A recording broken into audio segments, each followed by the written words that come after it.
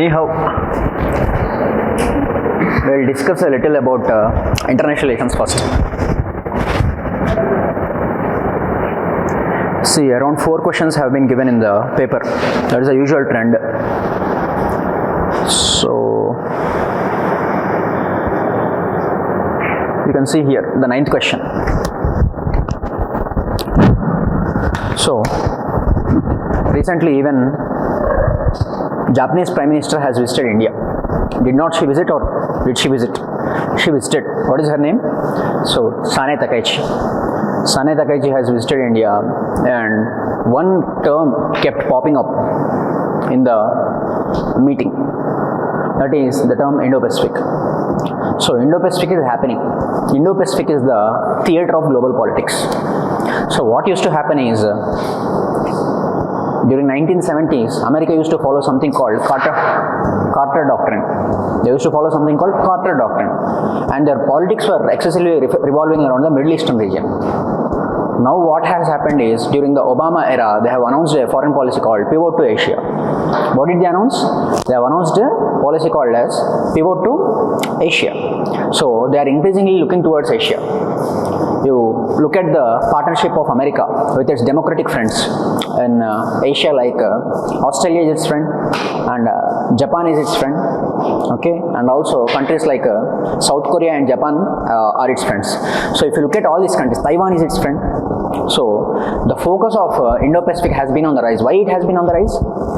It has been on the rise because of the rise of China, the aggressive rise of China, and China is threatening the dominance of America, at least in the region of Asia. That is the reason why Indo-Pacific has been asked particularly. So if you look at the question, what did he ask? Indo-Pacific Partnership for Maritime Domain Awareness bridges the gap between India's Sagar and the Quad's collective Indo-Pacific strategy. So Quad has been primarily formed to counter which country? China. So Quad is a democratic alliance. What do you mean by the 4 countries? What are the 4 countries in Quad? You have USA, you have Japan, you have Australia, and you have India. So in 2007, when Shinzo Abe has given this speech called Confluence of Two Seas, he has given a speech called Confluence of Two Seas. Shinzo Abe, the former Prime Minister of Japan, it is his brainchild. So Quad has later on emerged, and if you can see on one corner you have America sharing the Pacific Ocean coast, and you have another corner, that is India sharing the Indian Ocean coast, and you have Japan and Australia. So 4 countries. So it is a democratic alliance. But what recently Quad is doing is, Quad is trying to erase that picture.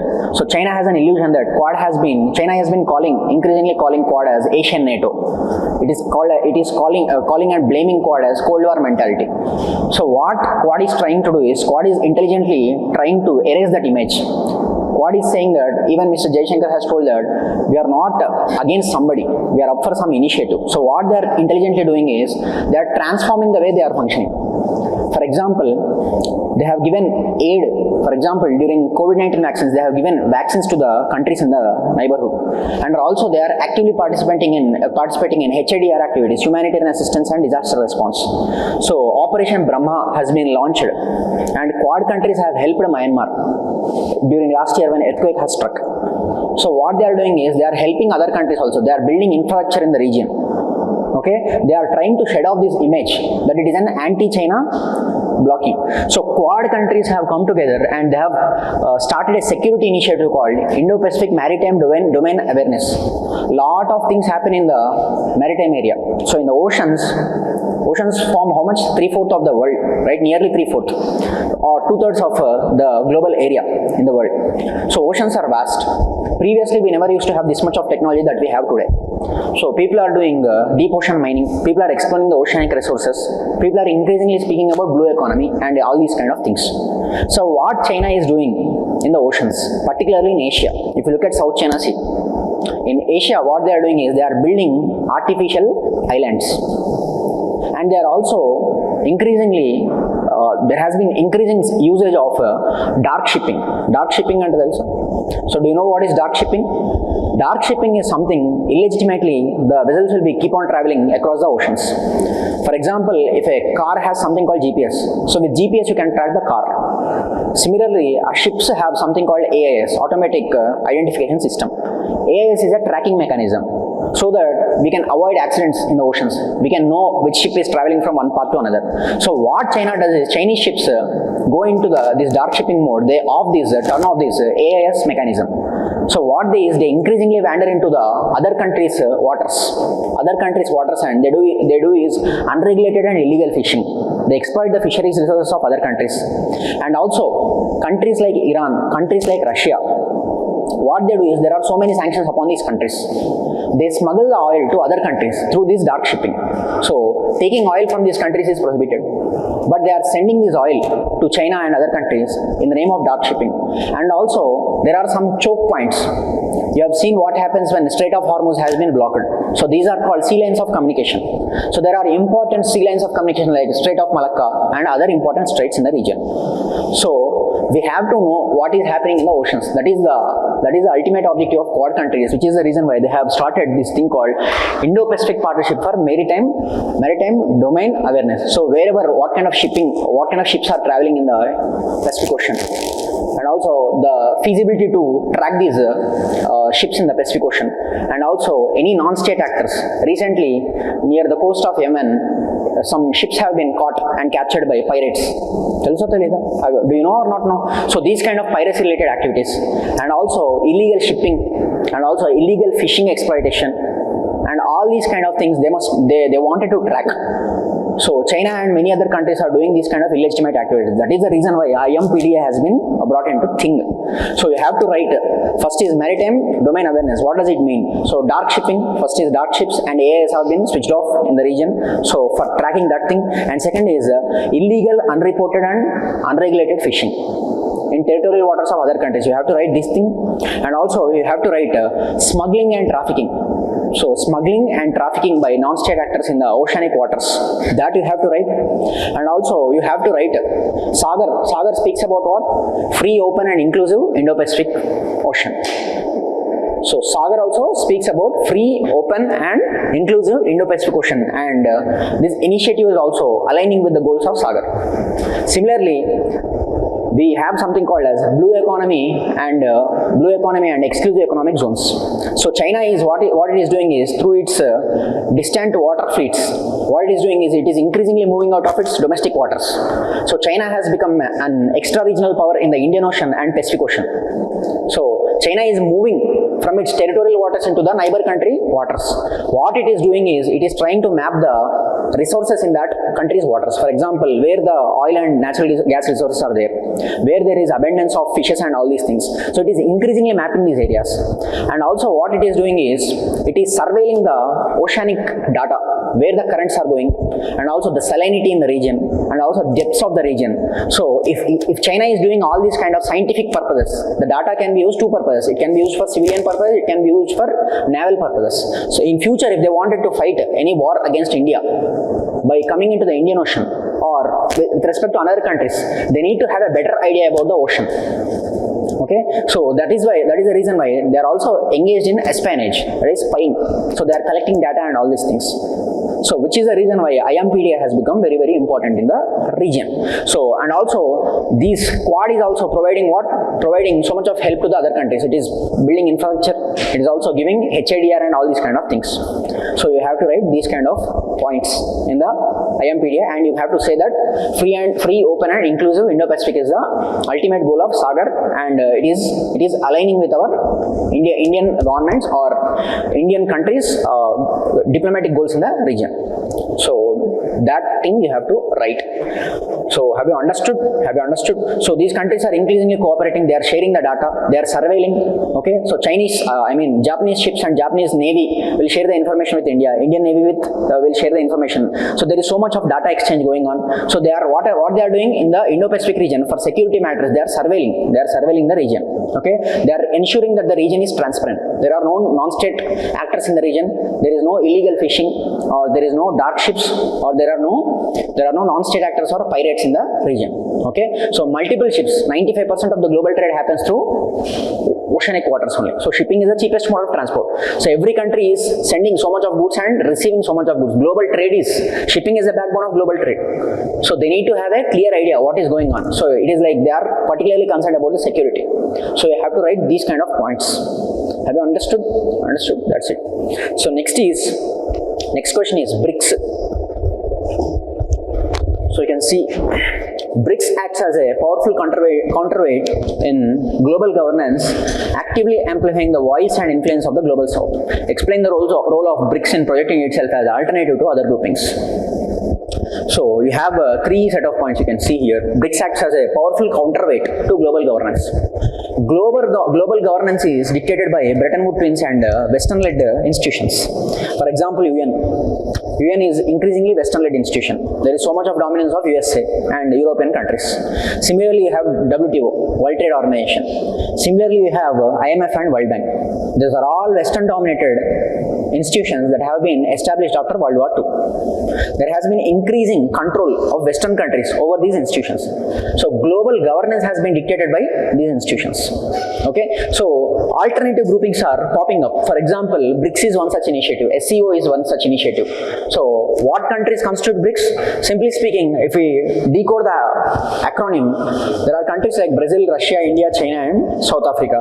And recently some other countries have also joined. Somalia, Egypt and Ethiopia, Indonesia, Iran. These kind of countries have also joined. So if you can observe the BRICS grouping, it is nothing but all of these countries are global south countries.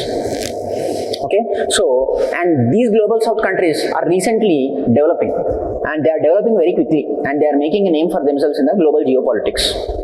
India is obviously now 6th biggest trading partner, but it is soon projected to become the 3rd biggest economy in the world. China is already the 2nd biggest economy in the world. So Russia is the global reserve or the superpower with respect to gas and also energy politics. Okay, so much of crude oil and gas goes into the market from Russia. Russia is a very powerful regional hegemon of Eurasia. Okay, all of these countries. Indonesia is the most populous Muslim country in the world and also Southeast Asia's biggest economy. And Iran is a regional powerhouse of Middle East. It is a Shia dominant country. So all of these countries are very big countries. And Brazil is happening in the Latin American continent. It is the biggest economy and also the biggest country in Latin America. Okay, so all of these countries are global south countries. So previously what used to happen is during 1991 crisis, what has happened when balance of payments crisis has triggered in India, we have gone to IMF seeking help. Did they help or not? They have helped. Even during 2022 economic collapse of Sri Lanka, even when Sri Lankan economy has collapsed in the year 2022, they have gone to IMF asking for some forex reserves. They have asked for some money. BOP crisis has got triggered. So whenever these countries, global south countries, go to the global institutions like IMF and these kind of entities, what do they do is they put some condition. What are those conditions called? They are called structural adjustment programs. Structural adjustment programs. So LPG reforms you have to bring, you have to increasingly privatize, and you have to open up your economy. So what they do is they try to control, they try to arm twist the economic policy of a nation. Are you able to understand? There are some conditions always coming. So to free southern countries from those kind of conditions, BRICS countries have started something called as New Development Bank. This New Development Bank has a reserve of how much? $100 billion. $100 billion worth of resources they have. So whenever global south countries face any issue, they can go for New Development Bank instead of asking IMF or World Bank. So that is one important point. And they have a contingency reserve asset, CRA, or emergency financial help. They have a reserve of how much? $100 billion. That is second thing. The third thing is they are increasingly speaking about de-dollarization. De-dollarization, they are increasingly speaking about. So in the recent times, the case of Russia has exposed how vulnerable we are to the Western-led payment gateways. For example, there is something called SWIFT mechanism. Have you heard this thing called SWIFT? So all the banks are interlinked in one unifying paying platform. For example, your friend has something called PhonePe. You also have something called PhonePe. So when you transfer the cash from your account to his account, are you physically transferring the cash? Or your message is going to your bank? and that bank will communicate that message to your friend's bank. That is the same communication, right? So there is something called UPI. UPI is a platform, and you are linked by this UPI platform. So when you are blocked from UPI platform, can you send the money or receive the money? So that is what is SWIFT. SWIFT is the same kind of payment mechanism for the international banking system. Russian banks have been sanctioned and removed from this SWIFT mechanism. So Russia can't receive funds from other countries, or it can't send funds from other countries. So there is a Western dominated payment gateway or payment mechanism in the world that is called SWIFT. So to move away from the SWIFT mechanism, these countries are speaking, particularly China and Russia. The second thing is Russia wants to move away from the dollar-related sanctions, dollar-related trade or dollar-dominated trade. So they are increasingly speaking about de-dollarization. They are speaking about doing trade in local currencies like Chinese renminbi or Russian ruble or Indian rupee. So recently, India and Russia also began doing trade in rupee-ruble trade. Okay, so they wanted to do the trade in local currencies only. So Russia has faced the heat of dollar-related sanctions and dollar-related restrictions. So recently, what they have begun speaking about? They began speaking about de-dollarization. And during the 2024 BRICS summit, even Vladimir Putin has propounded a currency called as BRICS currency. He has proposed something called as BRICS currency for facilitating easier trade between the countries of BRICS nations. Okay, so global trade is increasingly done in dollars. Dollar is the most powerful currency. Nearly 60 to 70% of the global trade even today is being carried out in dollars. They wanted to remove themselves of the dependency from the dollar. So they wanted to move away from the dollar, and they are increasingly speaking about de-dollarization of trade.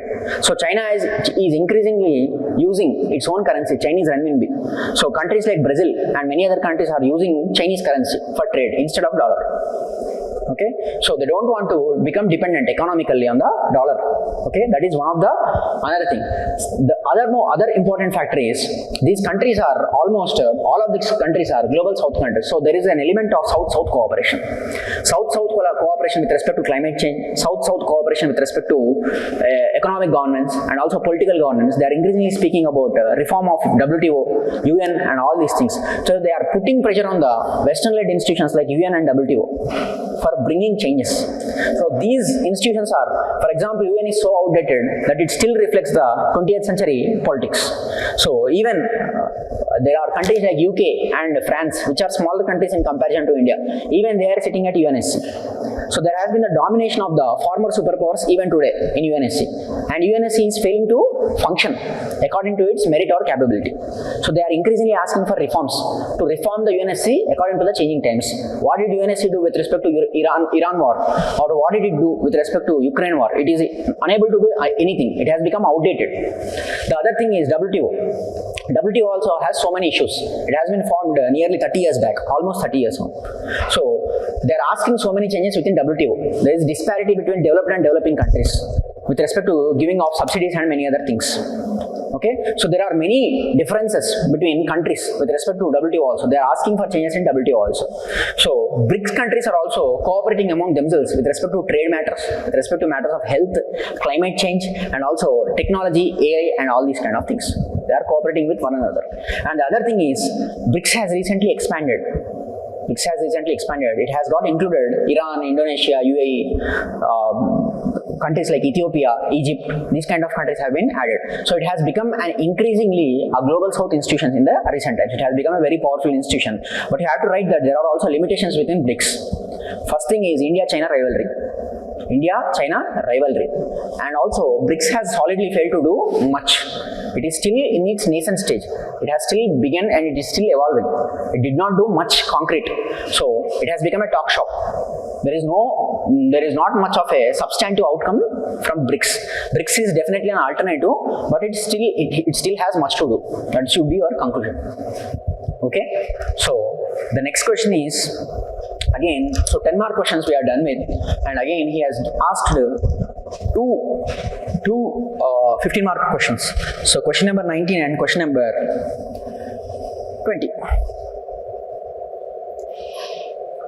So he has asked on the diaspora. So India's diaspora acts as a living bridge, as a critical economic factor and knowledge network in transforming cultural heritage into geopolitical influence and strategic leverage worldwide. Critically examine this statement. So, global diaspora, he is asking about Indian diaspora. So, how many Indians are living abroad? What is the number of diaspora that is living according to the MEA data? Ministry of External Affairs. What did it say? How much of diaspora is living? How much of Indian diaspora is living abroad? According to MEA data, you have to write first that point. You have to write that around 35 million Indians are staying across the world, and India has the world's largest diaspora. India has the world's largest diaspora. You have NRIs and people of Indian origin. Okay, so you have someone called Rishi Sunak, you have someone called Kamala Harris, and these kind of people. Okay, so Ajay Banga, the CEO of World Bank, and these kind of people. So they are nothing but they are diaspora. So we have how much? 35 million Indian origin people living across the world. That is our diaspora according to the MEA. That should be your first point. And India has the largest diaspora in the world. Okay, so for example, he has asked about Indian diaspora as a living bridge. So the positives of diaspora you have to write. How diaspora have carried out our soft power. How diaspora have carried out our soft power. For example, when people go, they carry their culture, their festivals, their traditions, their attires, their cuisine, their practices and all these kind of things. Diaspora was critical in popularizing the soft power of India. For example, Indian cinema, Indian yoga. Okay, so yoga has become a very popular kind of physical activity in the world. And there is an International Day of Yoga also recognized by UN. Similarly, we have Ayurveda. Ayurveda has become increasingly popular. And also we have Indian cinema. And Indian cinema got even Oscar awards and these kind of things in the recent times. And Indian festivals. Diwali is declared as a state festival in the state of California. And chicken tikka masala has been declared as a national dish of UK. So Indian food, Indian cuisine, Indian cinema, Indian languages, and Indian culture, Indian festivals, all of them have become so much powerful across the world. So that thing, soft power you have to write. And next is the political influence, geopolitical influence. That is what he has asked, right? So geopolitical influence. So after 1990s, when Indian immigrants have gone to America, there are so many technocrats, so many engineers, scientists and doctors, professors, students, etc. in America. They have become increasingly Indian American citizens. They have become a living bridge. Living bridge is, they are the living connection between both India and foreign countries. Rishi Sunak is a connection between UK and India. That is a living bridge. For example, Kamala Harris is a living bridge between India and America. So she is a living bridge. During Cold War, we never used to have that great of relations with the USA. During Cold War, Pakistan used to have a close relation with the USA. But the bilateral ties have drastically changed. The bilateral degrees have taken a complete opposite turn in the Cold War era, after the Cold War era, during globalization phase, even now. And there are around 5 million people in America. And these 5 million people, out of them, there are so many people who are in Silicon Valley, and also they are sitting in the Congress of America. And this, in the Congress of America, the people who are sitting, the Indian origin people, they are called as Samosa Caucus. What are they called? They are called as Samosa Caucus. Samosa Caucus is a small group of people. So Samosa Caucus is Indian origin people. There is Black Caucus, there is Latin American Caucus. So people belonging to particular ancestry or ethnicity, they are grouped together and they are called as Samosa Caucus. And recently, Narendra Modi, last year when he went to US, he gave a speech in the American Congress and he referred to the Samosa Caucus. This Samosa Caucus and Indian diaspora has been particularly effective in lobbying in American Congress and American government. So what they have done is, they have brought this policy perception or perception of America. They have brought the change in perception of America towards India. And they were critical in repairing the ties between India and America. And you have to, must and should, 100% you have to write one point called India-US Civil Nuclear Deal 2008.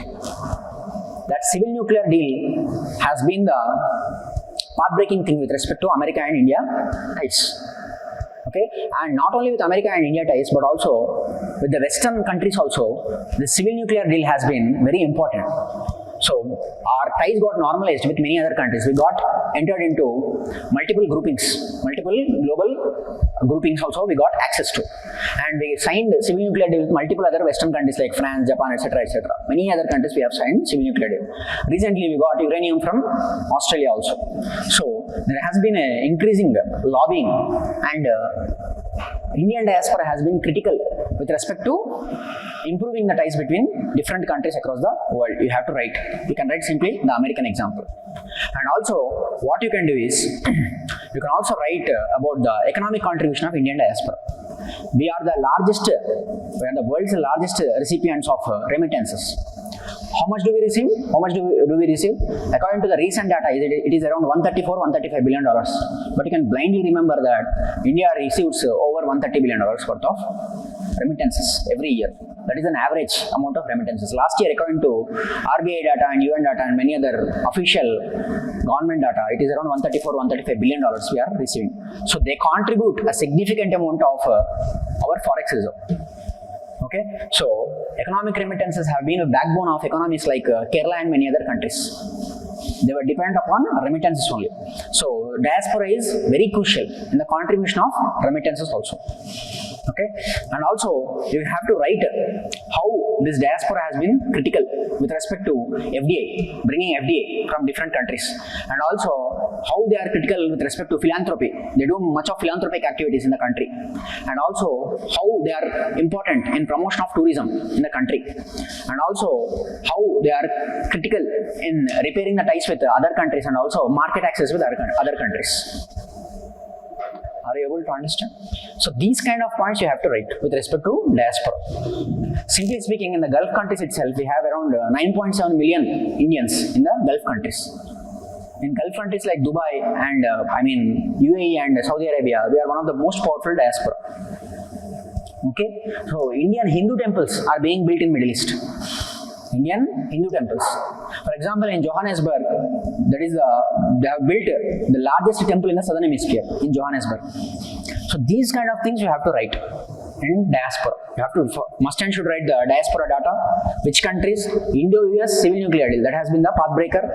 You have to write soft power, Indian yoga, Indian cinema, Indian festivals, and Indian culture, and all these things popularizing how they are getting popular. And also you have to write how much amount of remittances they are contributing to India. So these kind of things you have to write. And next, what you have to write is, he has also asked us to critically examine the statement. So there has been some issues with respect to diaspora also. For example, Khalistani movement that is spread across the different countries. How it has damaged the ties between India and Canada. The Khalistani movement, and it has spread to America, it has spread to Australia and many other countries. Even in UK also we have issues pertaining to Khalistani related issue. Similarly, we have our diaspora is also facing issues like anti-immigration politics, xenophobia and racism in different countries. So racism kind of attacks and xenophobia and also anti-immigration politics in the developed countries, how they are posing challenges to diaspora. And also if some crisis is triggered, so obviously we have a moral obligation for evacuation of our citizens. Isn't the government evacuating? Operation Ganga, Operation Kaveri, etc., etc. They are evacuating from Ukraine, they are evacuating from Yemen, they are evacuating people from countries like Iran. Okay, so whenever some crisis is triggered in foreign countries, obviously crisis diplomacy of India is forced to intervene and rescue its citizens. That is also one issue. Diaspora has become a vulnerable thing for us. Diaspora is not only an asset, it is also a vulnerability for India. Okay, so the security and safety of diaspora is important for us. That is why we are sending planes and we are evacuating them from crisis-related countries. And also migrant workers and their issues. There is something called kafala system. Have you heard this term called kafala system? So kafala system, how their passports are snatched, how they are not getting paid on a regular basis, how there has been abuse of their human rights or human rights violation, particularly in the Middle Eastern countries.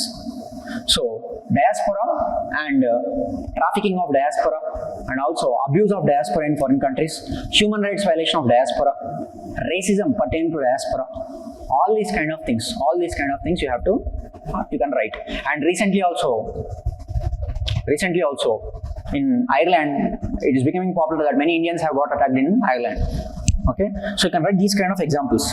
So you have to write these kind of things, and also you have to write that diaspora is nevertheless an asset, and also government must continue its initiatives like Pravasi Bharatiya Divas, OIC, OCI engagement, Overseas Citizen of India. So these kind of recognition, and also Diaspora Day, we conduct Pravasi Bharatiya Divas. So these kind of activities government must continue and try to maintain the ties with diaspora. That is the conclusion that you must write. You understood? Next is China's Belt and Road Initiative has transformed South Asia from a regional space into a theater of global power competition. Analyze the strategic implications of the BRI for India's security and regional influence in South Asia. China's Belt and Road Initiative has transformed South Asia from a regional space into theater of global power competition. He was directly asked about the Chinese rise and particularly the Belt and Road Initiative.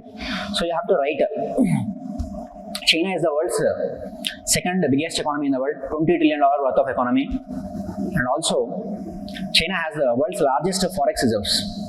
It has a forex reserves of around $3.5 trillion. It has world's largest forex reserves. And in the year 2013, it has launched its famous Belt and Road Initiative. So what does Belt and Road Initiative constitute? You have to write the definition, saying that it is increasingly focusing on the infrastructure, that is Chinese sponsored and Chinese developed, Chinese led infrastructure. China is building railway lines, China is building airports, China is building seaports, China is building roads and tunnels. These kind of things you have to write. And you have to jump into the answer, saying that what China is doing in the recent times. First thing is the CPEC corridor, China-Pakistan economic corridor. It is a must and should, you have to write, saying that one security implication for India is the violation of India's security and also territorial integrity and its sovereignty. Violation of sovereignty of India and its territorial integrity. These kind of terms you have to use. Then only you will get the maximum amount of marks. This has been the official terms that has been used by the government of India while condemning the CPEC corridor during our SCO summits and elsewhere. Okay, so there is a clear violation of India's territorial integrity and sovereignty. Why? Because CPEC corridor is directly running to the POK region, Pak occupied Kashmir region, and Kashmir is an inalienable part of India. That point you have to write. So from Kashmir only this project is running. And next thing is strengthening of China-Pakistan axis. China and Pakistan have become close partners in the recent times. They began calling themselves as all-weather allies and iron brothers. Even during the recent Operation Sindoor time, Pakistan has used Chinese arms and ammunition. How China is helping Pakistan at UN, and also financially how China is helping Pakistan in the recent times. Okay, these kind of points you have to write. China is putting a technical hold on the Pak-based terrorists whenever India is trying to put sanctions on them at UNSC. So whenever India is trying to put sanctions on the Pakistan-based terrorists, China is trying to put a sanction on them, technical hold on them. I mean, hold on those Pak-based terrorists. Similarly, how China is supporting Pakistan in the Kashmir-related issue, and also China is the largest arms market for Pakistan, or Pakistan is getting nearly 80% of its arms equipment from China in the recent times, and they are increasingly using that arms and ammunition against India. Recent example is Operation Sindoor. And also you have to write about a string of pearls policy, how China is trying to encircle India. First is the Gwadar port in Pakistan, Hambantota port in Sri Lanka, Kyaukphyu port in Myanmar, Chittagong port in Bangladesh. These kind of examples you have to write. China-Myanmar economic corridor also you have to write. And China developing Chittagong port. China recently getting the rights to manage river water management of Teesta river in Bangladesh near the Siliguri corridor. So China has become a powerful extra-regional force in the Indian Ocean. That is the term you have to write for getting maximum marks. It is an extra-regional power or extra-regional force because it does not belong to this region, but still it is playing a very crucial role in the region. Similarly, China is sponsoring its debt trap diplomacy. You have to write debt trap diplomacy. Sri Lanka has gone bankrupt in the year 2022. and Sri Lanka owes nearly 40% of its forex debt to China. Similarly, increasing debts of countries like Myanmar, countries like China or Pakistan or Nepal towards China. These countries, all of them have debt, and China is the largest trading partner for all these countries. For all the countries in South Asia, China is the largest trading partner. In SAARC also, it has become an observer state. It has become an observer state, and it has launched vaccine diplomacy, Sino or China-led vaccine diplomacy during COVID-19. It is trying to give investments, it is trying to build infrastructure, it is trying to do arms-related trade, that is defense-related trade, it is trying to do much of trade also. All these things it is doing with the neighboring countries in the region.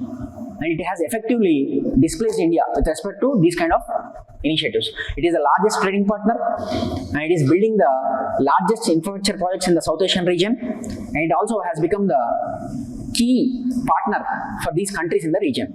And those countries, what they are doing, when Bangladesh ties are damaged with India, when Nepal's ties are affected with India, they are playing the Chinese card. What they are doing is, if not India, they are going towards China. If not China, they are going towards India. So they are playing one card against the other. So they are increasingly becoming reliant on China.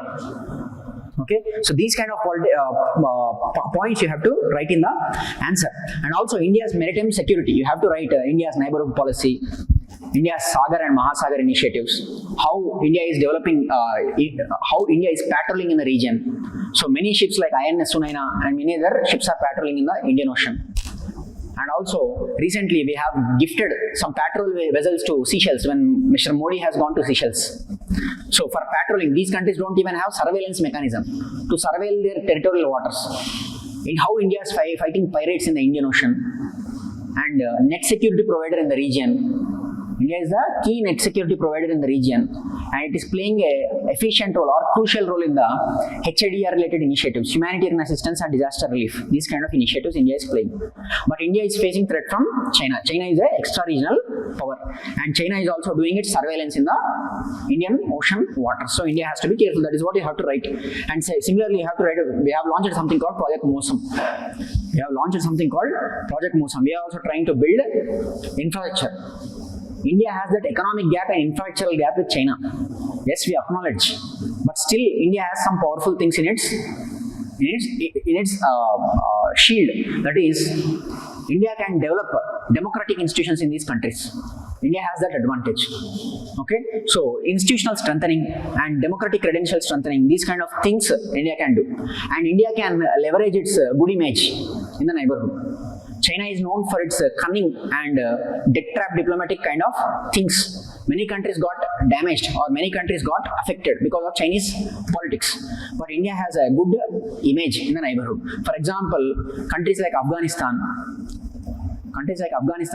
have a very good image towards Indians, because India is known for something called as Gujarat Doctrine. We don't expect anything in return. We do whatever help we want to do. So India must stick to its Gujarat Doctrine, and also strengthen the democratic institutions and democratic credentials in the region. That is a point you have to write. Okay, and also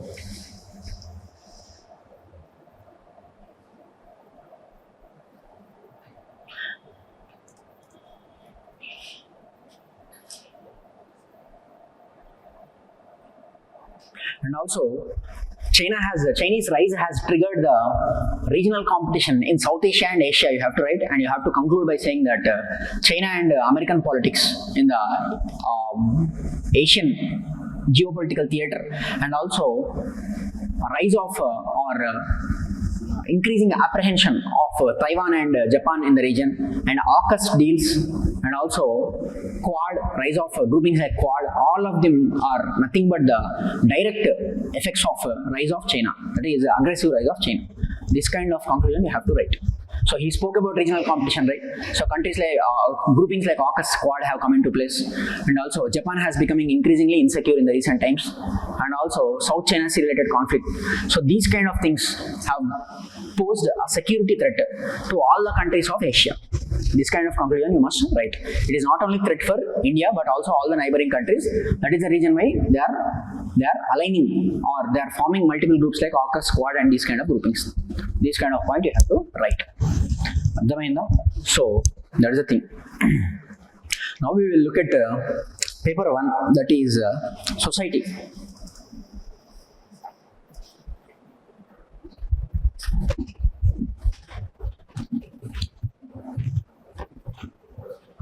He has asked around 6 questions pertaining to society. See. Unity and diversity remains the defining feature of Indian society despite the challenges from communalism and regionalism.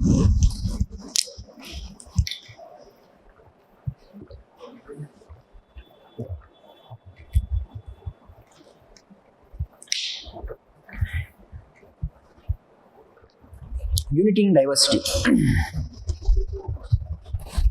India is called, what is India called? India is famously called as a subcontinent. Why is it called subcontinent? Because of the immense amount of diversity. Geographical, historical, cultural, tribal, ethnic, linguistic, religious, whatnot, everything. India is the rarest country. India is the rarest country in the world. If you look at it in the terms of diversity. We have racial diversity, we have ethnic diversity, we have religious diversity, we have linguistic diversity, so we have regional diversity, we have cuisine related diversity, we have different faiths and whatnot. Every kind of diversity we can experience in India. That is the reason why it is called a subcontinent. And what you have to begin by writing is India as a country has more diversity than Europe as a continent. So what Europe as a continent has that diversity, it is nothing when compared to Indian diversity. So what you can write is, you can write one good statement or one good thing that highlights the Indian diversity. Or you can write some quote or something. India is a caravan of multiple travelers or something like that. And you can say how many people have come into this country, and India is like a melting pot. So many cultures and different peoples and ethnicities and religions have got melted in this country.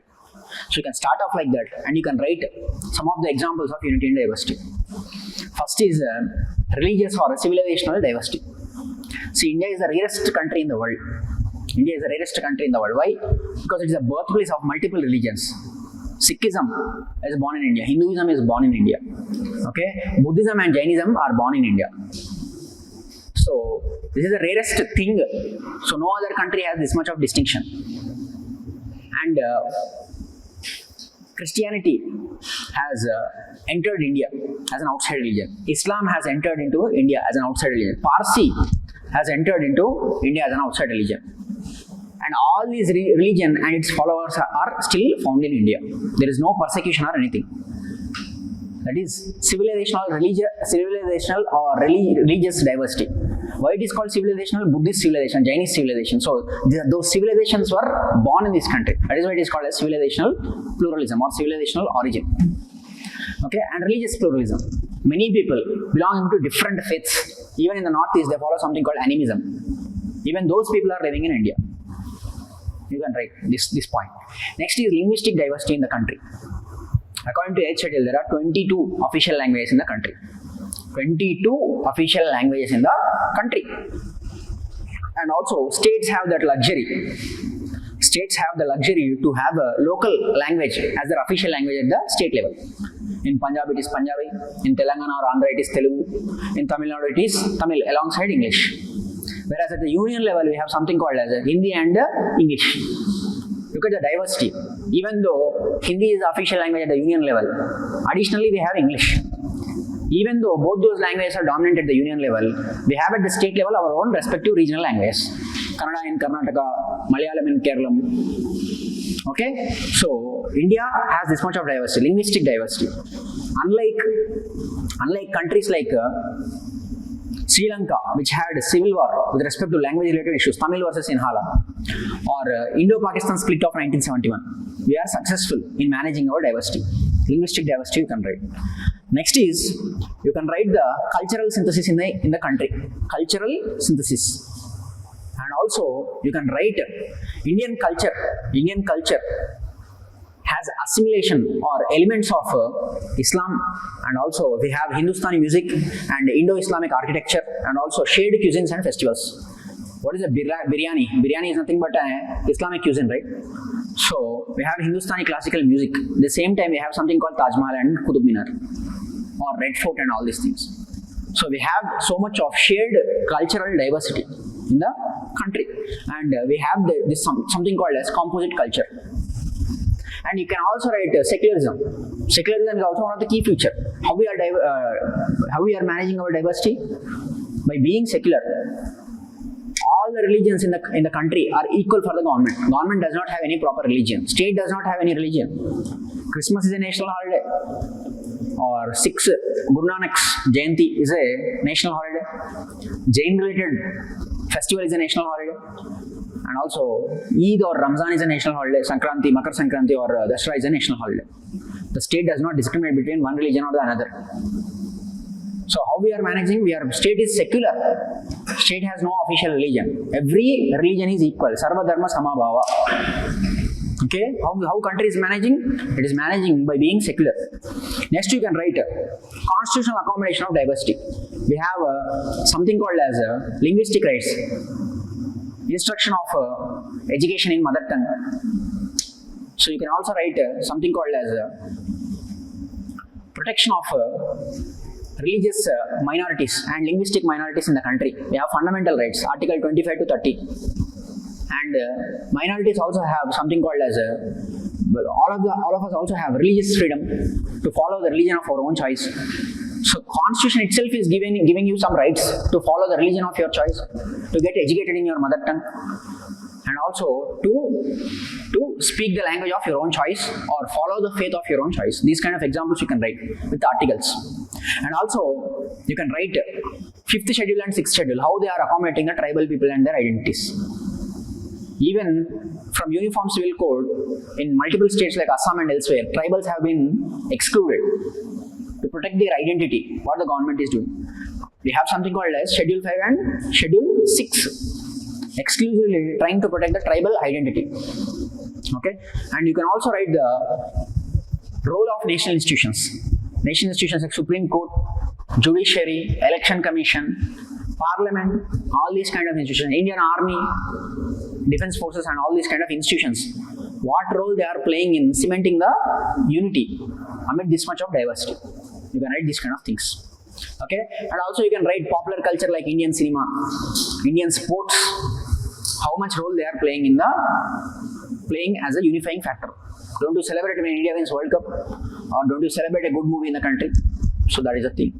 So these are examples of unity and diversity in the country. Some of the examples. What you have to write is issues. Issues he himself has highlighted. He has highlighted something called as communalism. He has highlighted something called as regionalism. So you have to say religious polarization is happening in some pockets of the country. And you have to give some examples. 2020 Delhi protests and new communal violence of 2023. Some of the examples you can give. Communal violence related examples you can give. And also you have to also blame social media, misinformation, fake news. These kind of issues are still there in the country. You have to write communalism has become a headache, and communalism how it is hurting the nation.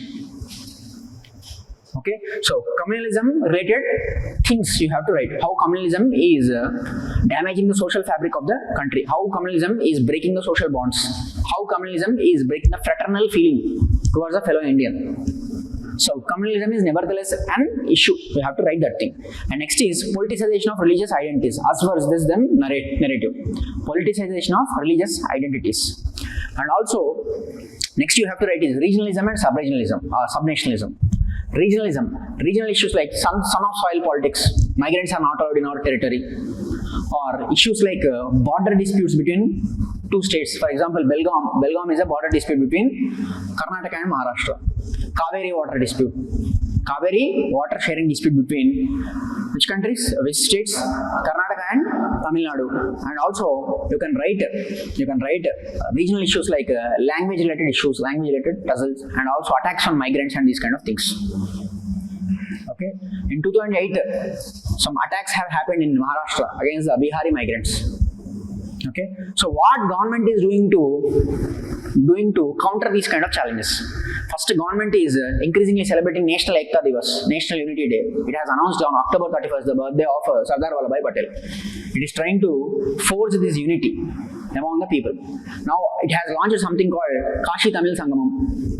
It has launched something called 𝐃𝐨𝐼𝐧𝐥𝐴, and also it has launched something called Donor Development of Department for the Development of Northeast Region. It has allocated a separate ministry for the regional development of Northeast Region. Or you can write the simplest example of Purvodaya initiative, how government is trying to develop the eastern part of India, Bihar, Bengal, Jharkhand, Odisha, all these kind of things.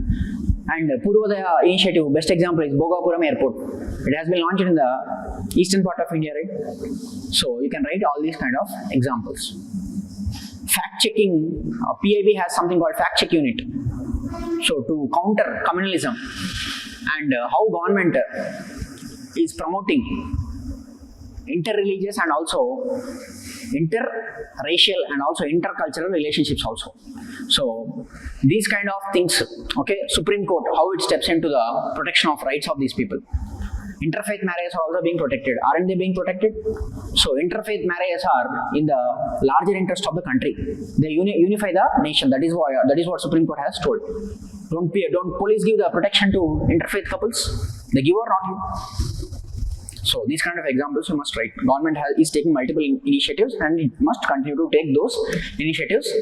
India will stay strong. India is going to stay united. You have to conclude in a very good way.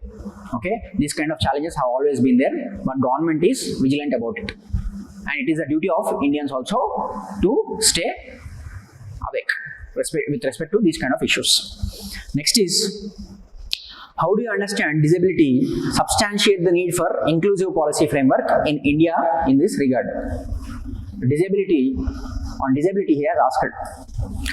So obviously you have to write about rights of persons with disabilities 2016 Act, RPWD Act of 2016, and how it has tried to recognize them as a proper individuals and also individual entities with dignity and self-respect. Rather than looking at them with sympathy, government has tried to give them some rights. Government has tried to give them some help from its own initiative. It has given something like 4% of reservation for people with RPWD related issues under 2016 Act. Similarly, the government has recognized multi-dimensions of disabilities. There are multiple dimensions or multiple kinds of disabilities. It has increased its quantum of recognition from 7 kinds of disabilities to 21 kinds of disabilities. It included thalassemia, and it also included cerebral palsy and these kind of disabilities that are not very popular among the common masses. Disability ante konni disabilities kaakunda, it has increased the quantum of disabilities from 7 to 21 recognized form of disabilities. And the government has also sanctioned 4% of reservation with respect to public employment. Okay, why government is doing all these things? Because there is something called Article 14. Government is obliged constitutionally to treat every person equally, irrespective of their gender and also how bodily they are there. Article 14, equality. And also Article 21, there is something called dignity. Government must enable that they lead their fundamental rights. They lead a dignified life. Okay, and also government must facilitate. And government speaks about something. Constitution speaks something about welfare state. Isn't welfare state all about looking after the marginal and also marginalized societies and also vulnerable sections? Aren't the people with disabilities vulnerable people? Okay, so government has that obligation, constitution mandated obligation to look after them. So these things you have to write. And also India is a party to the United Nations Convention on Right of Persons with Disabilities, UNCRPD. India is also a party to UNCRPD, United Nations Convention on Rights of Persons with Disabilities. Similarly, you have to write 2011 census. 2011 census have identified around 2.68 crore people with persons with disabilities issue. So 2011 census lo entamandi chepparu 2.6 crore people are there in India with RPWD or people with disabilities kind of issues.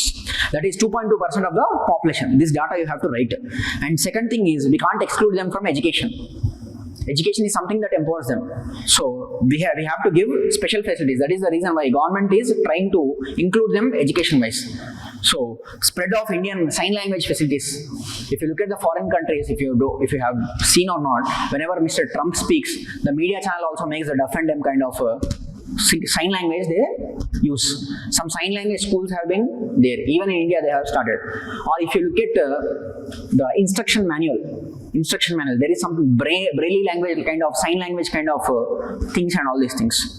So sign language related schools, sign language related instructions. So these kind of things government is taking care.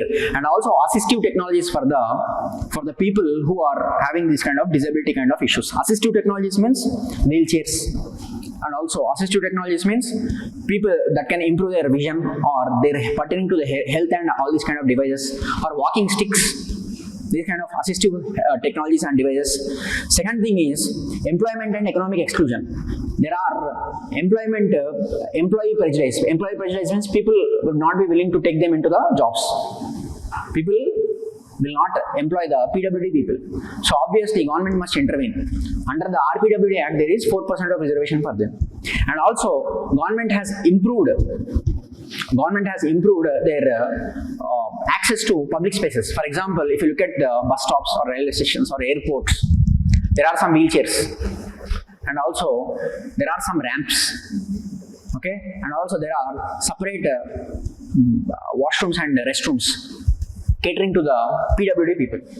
And also, if there are only steps in the hospitals or schools or bus stops or railway stations, can the PWD people access them? No. That is the reason why there are some ramps in the areas. Okay? So government has launched something called as some scheme called as Sugamya Bharat Abhiyan or Accessible India Campaign.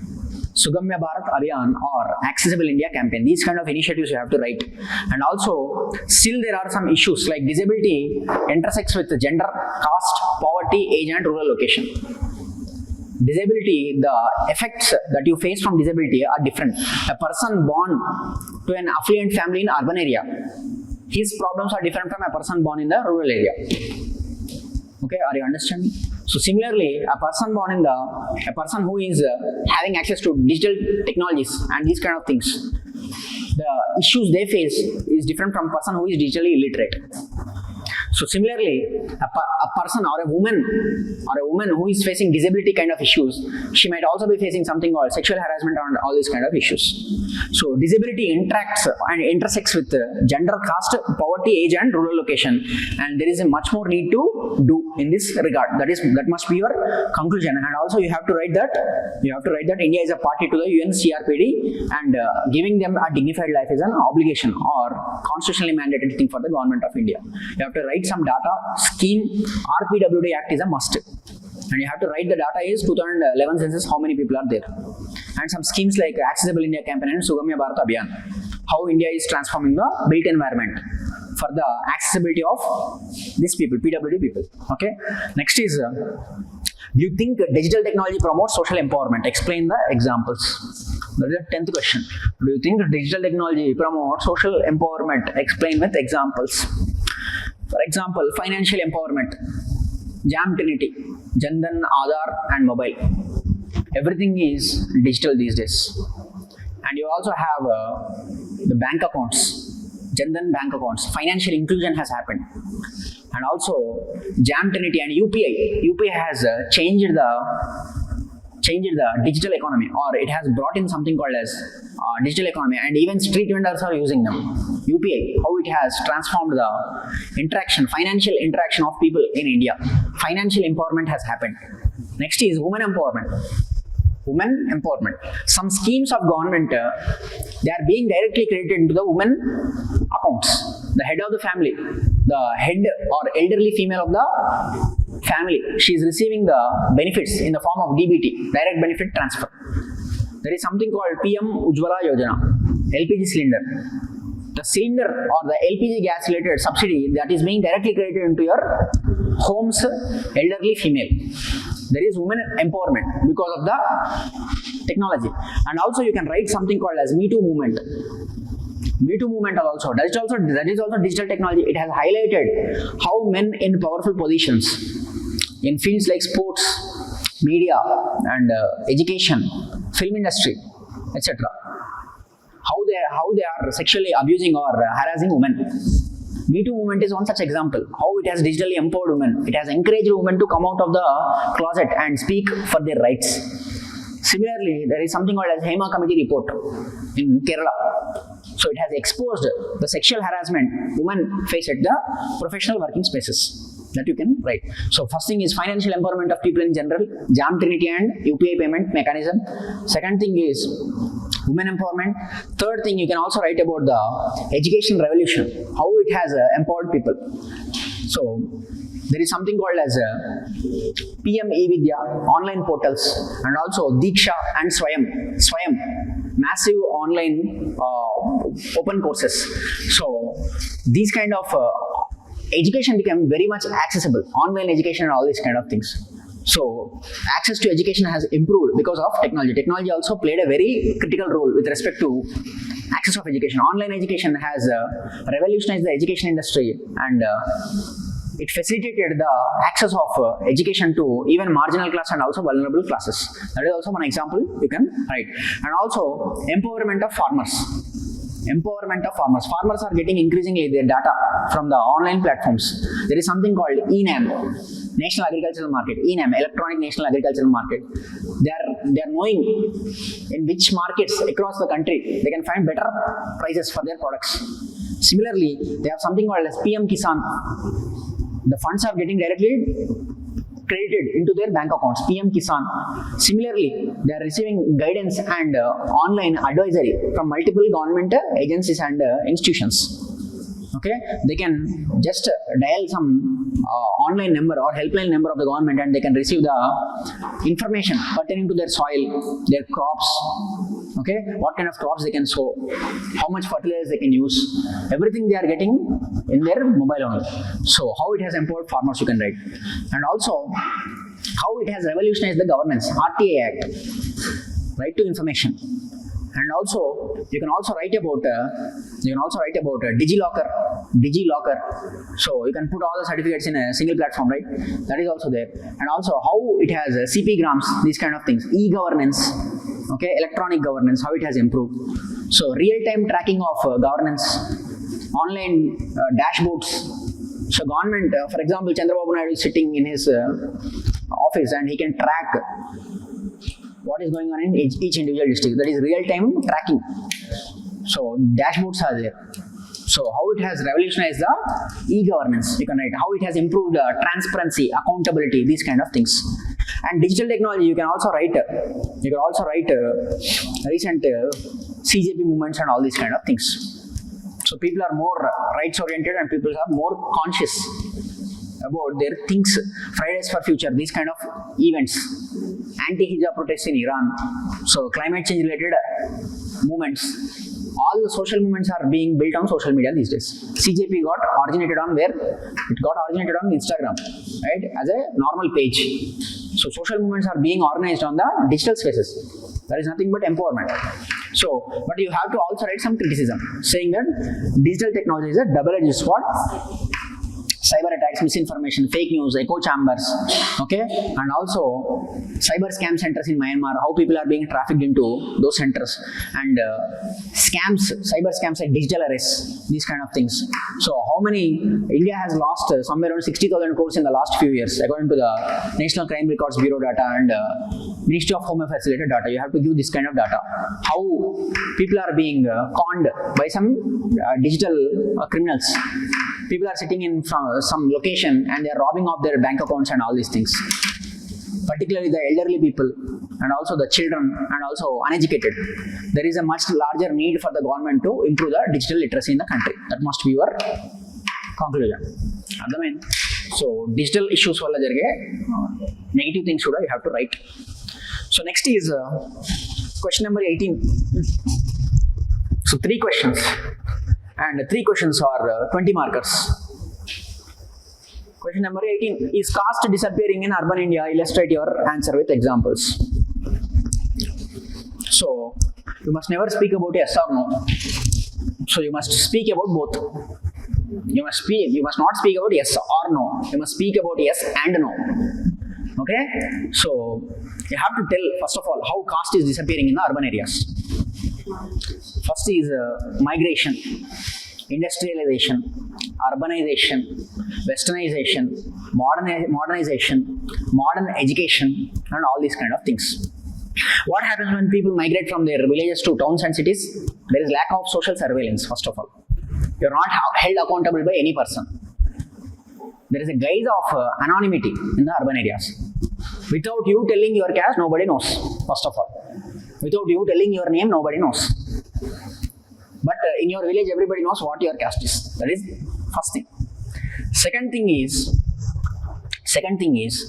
there is functional specialization in the urban areas. There is much emphasis on skill. There is much emphasis on merit. There is much emphasis on educational qualification rather than the hereditary roles. In a village, a carpenter's son becomes carpenter. That is hereditary passing of occupation and all these things.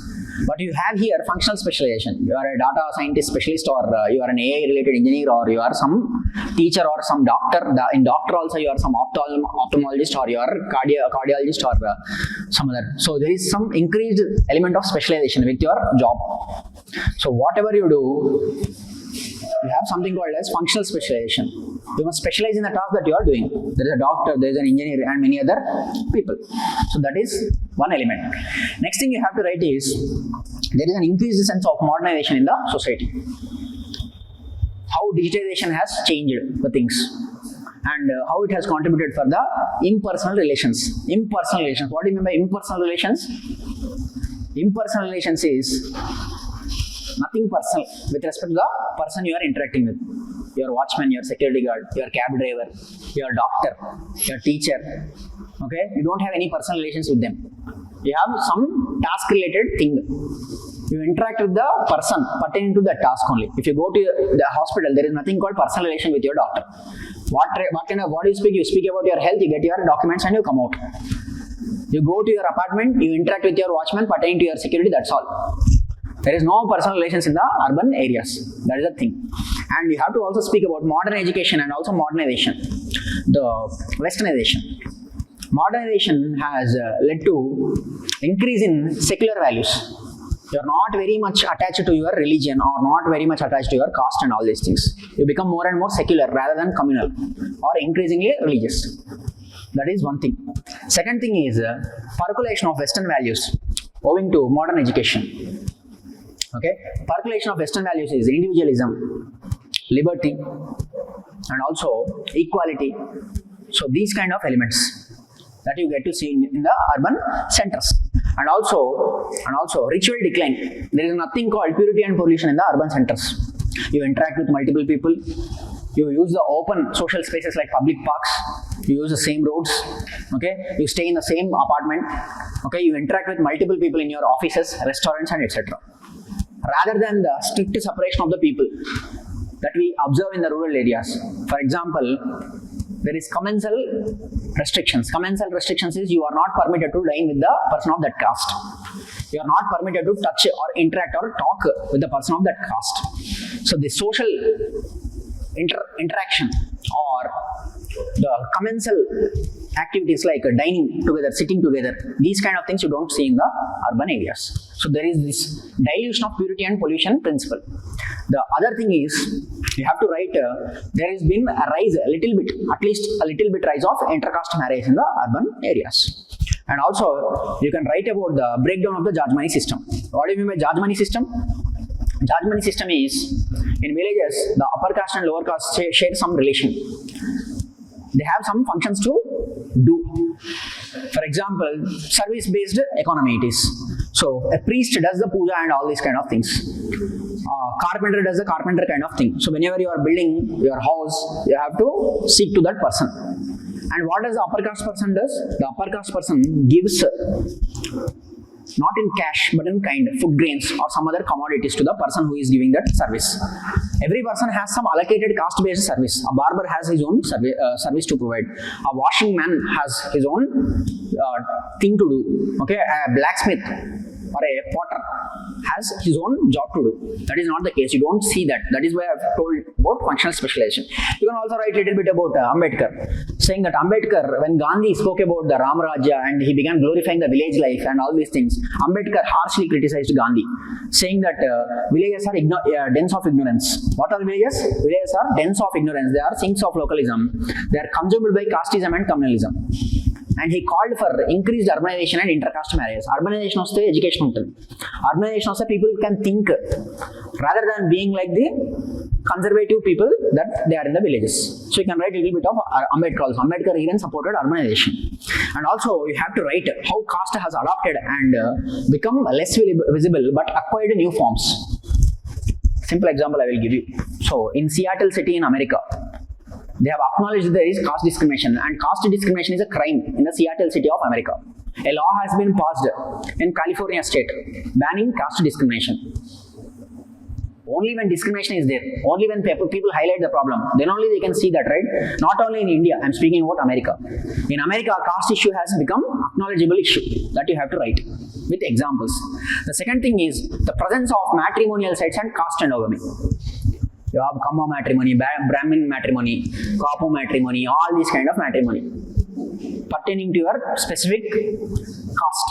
So there is increased, still even today, even though intercaste marriages are there, intercaste marriages are only 5% in the country. The caste endogamy is still 95%. Still 95% to 96% of the marriages are happening within the same caste. You have to write that thing. Second is rental and housing discrimination in the urban areas. For example, a person's name is asked. Why a person's name is asked? To take a note of his caste. And also his dietary preferences are asked. So there is rental and also housing related discrimination in the urban areas. So that the landlords keep asking those questions and they don't want to give the house to that people. And also you have to highlight about the social capital, caste as a social capital. There are many caste-based networks, caste-based associations. So obviously they will get increased access to political spaces, political jobs, and also in the job market, in the private sector also there is an increased role of caste. You have so much of connections and networks. Lobbying also. You can see those kind of things also. And also presence of honor killings and caste-based discriminations. Recently an IPS has killed himself in Haryana. A person of IPS called killing himself alleging caste-based discrimination. You can write these kind of things. Okay. And you can also write simple thing like manual scavenging, presence in the urban areas. The drainage and the sewage system has been outsourced to the Dalit community. Recently government has told that around 498 people have died in the last 6 years in severages of the country. So these kind of examples you can write, saying that you have to be positive again, saying that caste can be wiped out, but it is reinventing and reoriginating, but government is very much committed owing to the constitutional values, Article 17, Article 21, Article 14, these kind of things. Caste has reduced and it will keep on reducing with the government active role. That's what you have to write. And next question is critically examine the challenges of demographic transition in contemporary India. Contemporary India is one term and demographic transition. So what is the demographic transition that is going on in the country? India is the most populous country in the world, nearly 150 crores. You can write somewhere like 145 crores. Okay, it's the most populous country in the world, and it is going through demographic transition. That is, it has high population but declining birth rates and declining death rates. So some of the challenges that India is facing, you have to write. First is youth population. India has the largest number of youth population in the world. It has somewhere like 65% of the population are still under 35 years. So youth population in the country you have to write. You have to also write that youth population have some issues like skill set, absence of proper skills, skill and labor mismatch. అర్థమైందా? జాబ్లు ఎందుకు దొరకట్లేదు? ఉన్నా కూడా ఆ skills సరిపోవట్లేదు. అర్థమైందా? Engineering కోర్సులు ఏముండాలి? ఏఐ ఉండాలి. ఇంజనీరింగ్ కోర్సులు ఏముండాలి? కొత్త కొత్త స్ట్రీమ్స్ రావాలి. ఇంకా అదే ట్రెడిషనల్ సెట్ ఆఫ్ కోర్సులు పట్టుకొని ఉంటే అవ్వదు. So similarly if you look at some foreign countries the courses keep on changing with the changing times. That is not the case with us. So what is happening? When they get into the labor market, they are unable to find the jobs. With the education that they got, they are unable to get so there is skill mismatch. Next thing is high unemployment. According to BBC and many other reports, on an average, around 8 to 12 million Indians are graduating every year. How many people? 8 to 12 million Indians are graduating every year and entering into the labor market. But they don't have that many jobs. That is one of the problem. And next is disguised unemployment. Disguised unemployment. More people are engaged in the work where that is not needed. For example, in farm areas, 12 people are needed, but 24 people are engaged in the work. So disguised unemployment is also one issue. And you have to also write how much we are lacking behind with respect to HDI. Our HDI is consistently about 130. Our rank is above 130. Education and health related backlogs in the country. You have to also highlight about the global hunger index. Stunting and wasting in the country. Global hunger index also, we are always above 100. Okay, that you have to highlight. So health and education parameters we have to take care of. We have to take care of skill related things. We have to take care of employment. And then only we can achieve something. And we have limited demographic window. Till the year 2041 only, India has this luxury of younger population. Our median age is 29. You have to put all the data. You have to dump all the data. Only with dumping all the kind of data only you will get the marks. You have to write all this data. Okay, so our demographic window will expire after 2041. Why? Because the dependency ratio will keep rising. Dependency population is old age people and children. So this demographic opportunity will collapse until unless we react. So you have to write another thing called as demographic dividend or demographic disaster. Demographic dividend is when you use this population by skilling them, by providing them employment opportunities, by giving them health and education related opportunities. But demographic disaster is when you fail to do so. They'll become anti-social elements and also headache for the nation. So that you have to write demographic dividend versus demographic disaster. Next thing you have to write is regional demographic dualism. Regional demographic dualism. Demographic dualism is the country is witnessing two different and contrasting or starkly opposite demographic trends. In the southern part of India, we can see the TFR has plummeted to the developed countries levels.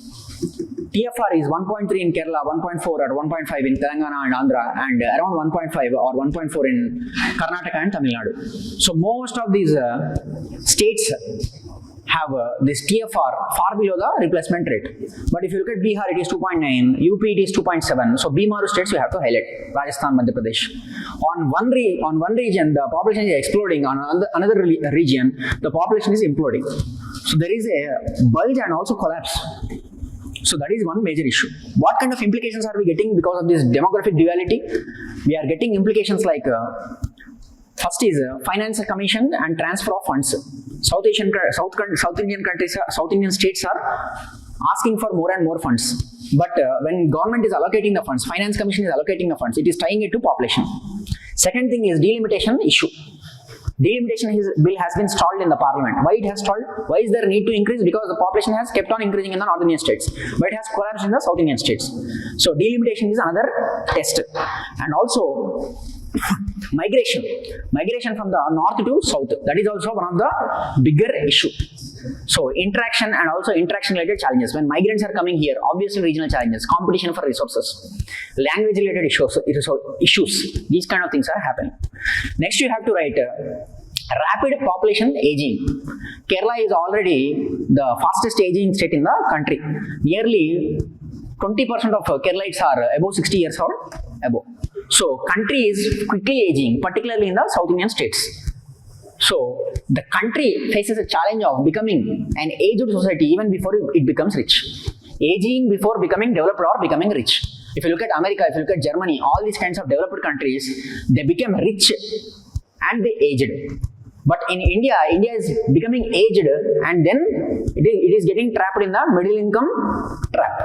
Okay, it has not yet reached that level, but still it is running out of its youth population, working force. And also you have to write feminization of aging. In South India, this is the trend, feminization of aging. More and more females are outliving their male counterparts. Females are living for longer tenure, but they don't have any assets on their name. They don't have any income, or they don't have any stable economic belongings in their name. So they are more vulnerable, elderly women, and more of them are widowed. In Kerala, in Tamil Nadu, this is the trend. In South India, across South India, feminization of aging. more men are dying quickly, but more women are outpacing them, but they don't have any assets or properties in their name, or pensions or incomes in their name. That you have to write. Next is epidemiological transition. The increasing number of diseases like NCDs, non-communicable diseases, cardiovascular diseases, diabetes, obesity, and these kind of diseases, how quickly they are rising in the country. By 2050, India will be the second largest country with respect to obesity. So diabetes is also a big issue. Diabetes capital of the world, India is called as. So these kind of issues are increasing. Around 50 crore population is estimated, according to the Lancet report, that they will be obese by 2050. So these kind of diseases are also increasing in the country. And 75% of India's elderly have at least one chronic disease, according to Niti Aayog. And how population is changing. Nuclearization, migration, smaller families, they are all weakening the traditional family setup in the country. And also demand for geriatric services or aged people. So infrastructure like hospitals and old age homes and all these kind of things, pensions. So all these kind of things are putting pressure on the finances of the country. And female labor force challenge. Participation of female labor force is very low in the country.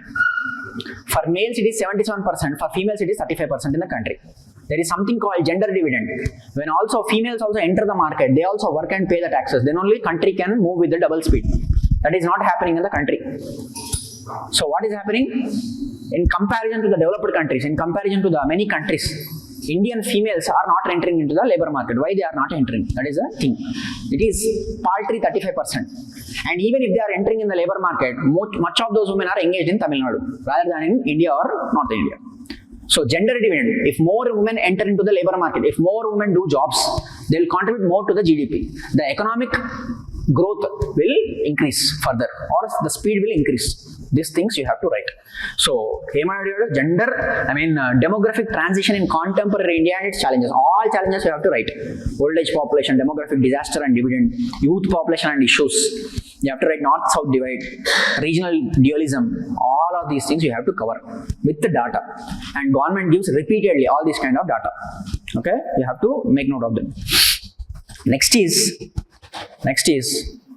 evaluate the impact of globalization on Indian youths with reference to social, political, economic and cultural spheres, particularly on the youth. He has asked.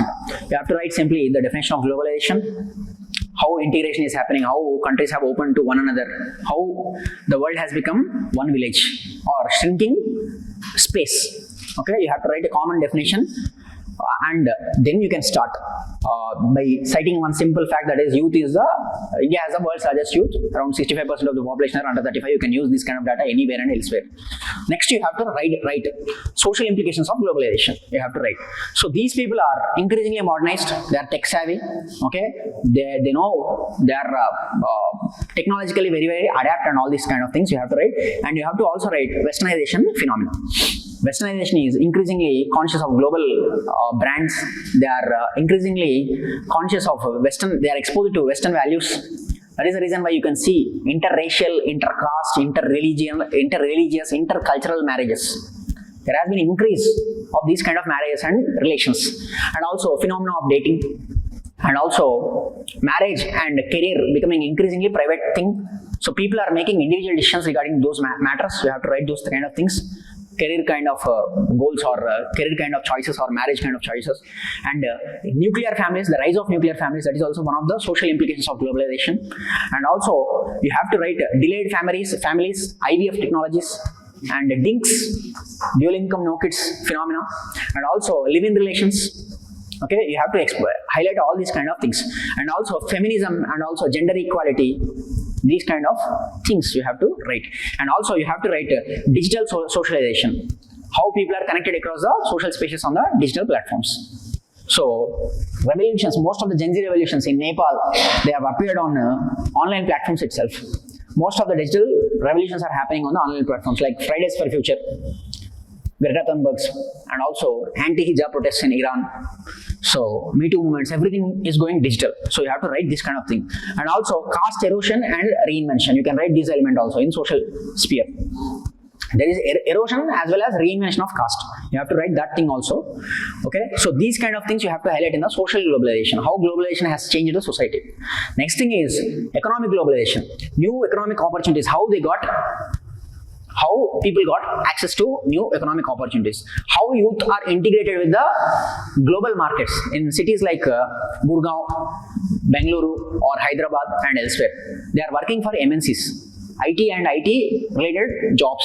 They are increasingly working for finances, global services. These kind of jobs, they got access to these kind of jobs, and these kind of jobs have increased after globalization, startup culture, MNC culture. You have to write these kind of things. And also, you have to write the economic choices and economic spending of recent generations. There is more and more orientation towards spending, mass spending, and less orientation towards saving. They are increasingly going for credits, unlike the previous generations. So that is also one of the economic implication. And you have to also write about the dual jobs or moonlighting. Moonlighting is people are doing two jobs. In America and many Western countries, what do? They do two jobs because one income is not enough. There is some term called as moonlighting. Have you heard this term? Moonlighting. They are doing two jobs at a time. And also dual jobs phenomena. Moonlighting or dual jobs phenomena. They are doing multiple jobs or side income or side business. Okay. Similarly, there is a rise of gig economy, informal labor. Your Rapido drivers, your Uber, your delivery boys, and all this quick commerce industry. It is increasingly reliant on the gig economy. And also orange economy. Orange economy is creative economy. You can see the YouTube short films and movies and all these kind of things. So that is nothing but influencers and this kind of thing. That is nothing but orange economy. That is also one of the economic implication. And next is unequal benefits. Unequal benefits, that is, there is digital skills and digital literacy related divide. So youth born in rural area, youth born in urban area, they have a lot of gap. Youth born in Bihar, youth born in Delhi, they have so much of gap. Okay, access to digital gadgets and devices and also digital literacy, that is also the gap. And also political globalization. Political globalization, you can write how much clearly they are connected on the digital spaces. You can write recent Gen Z protests across the countries and also CJP party in India. Don't elaborate, but write only one small sentence. Okay, and also you have to write how social movements or social activism has shifted to digital arena. Nirbhaya related protests or anti-corruption movement of 2014 and 13. So Anna Hazare movement and also RTI kind of things. So how they are getting highlighted on the spaces like internet related spaces and technical platforms. And also assertion of local identity. So religious, linguistic and regional and national identities have become increasingly popular. So when migration is taking place, rise of far right parties in some countries. Okay, so in Western countries there is rise of far right parties. Even in India, when migration and these kind of things takes place, so there is increasing relevance of language, local culture, local regional and religious feelings. These kind of things you have to write. And also you have to highlight the polarization, fake news, misinformation. Okay, and also trolling, hate speech and all these kind of things you can write. And also how rights oriented these people are. Young people, how much rights oriented they are and how better informed they are with respect to the global happenings. Okay, and also cultural globalization. You can write mass consumerism, fashion consciousness, quick fashion, and also how it has affected the diet pattern or the food consumption. There are so many fast food chains like McDonald's and all these kind of things. Culture also, globalization. Recently, McDonald's has launched something called Shravan Mas kind of burgers and all these kind of things. So how globalization has becoming more and more popular. Or if beef patties are very very popular in US, but beef has been effectively removed from India. How they are global chains or paneer kind of pizza is nowhere found in the world except in India. So these kind of globalization patterns you have to write. And also precarious employment or the employment related uncertainty, AI related anxiety issues, and also lack of job security and lack of job protection, and also gig economy, these kind of things. Cultural globalization you can write. And also you can write fusion of languages. There is something called English, Telugu and English, and also English, these kind of fusion of languages. There is an increase of rapping, K-pop, this is nothing but fusion. So Korean and pop, that is K-pop. So these kind of fusion we are getting to see. And also Valentine's Day, New Year, these kind of things, Halloween. Okay, these kind of things are becoming very very popular, and also how fashion and lifestyle have improved. The culture of gym, fashion consciousness, fitness consciousness, okay, nutrition consciousness, fitness trackers, fitness related devices. So so tracking health from minute to minute, or even the minutest changes. So these kind of things. And also revival and globalization is a two-way route. Okay, so we are not only getting affected by globalization, but we are also affecting the other countries. How yoga became very popular, how Indian cinema became very, very popular. Okay, so how Indian culture has become very, very popular, how Indian Ayurveda, Indian medicine have become very, very popular. So all these kind of things, Indian music, how it began impacting the world. You have to write all these things. And also culture wise, marginalization of local tribal culture and local cultures, you have to write these kind of things. So English is becoming very, very dominant, that it is threatening the survival of multiple small languages. The literature, the language, the vocabulary, the dominance of the minorities, how it is eroding because of the excessive dominant globalization in the cultural sphere. ఎంతమందికి తెలుగు రాయడానికి వచ్చు? రాదు కదా అది. So many of you will fail in Telugu exam, I know. Okay, so that is the thing, how culture wise globalization is impacting, how it is impacting your attires, your clothing style, the words you are speaking.